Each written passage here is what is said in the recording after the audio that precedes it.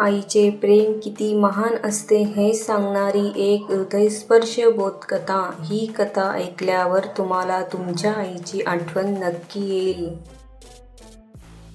आईची सुंदर बोधकथा. छोट्या गावात सोनू नावाचा एक मुलगा राहत होता. तो खूप हुशार होता, पण कधी आईचं म्हणणं ऐकत नसे.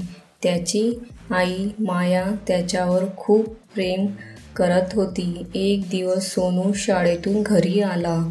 तो खूप रागात होता. तो म्हणाला, आई, मला शाळेत सगळे चिडवतात. मला शाळेत जायचंच नाही.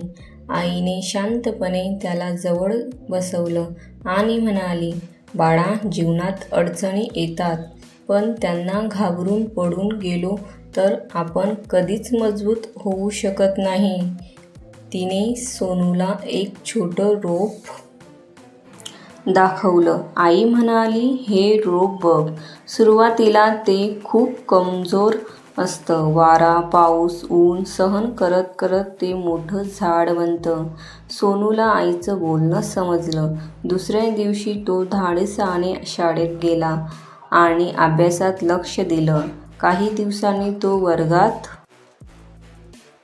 पहिला आला. तो आनंदाने आईला म्हणाला, आई, तुझं ऐकलं म्हणूनच मला यश मिळाले. आई हसली आणि म्हणाली, आईचं प्रेम आणि मार्गदर्शन कधीच चुकीचं नसतं. बोध. आईचे शब्द आणि प्रेम आपल्याला योग्य मार्ग दाखवतात.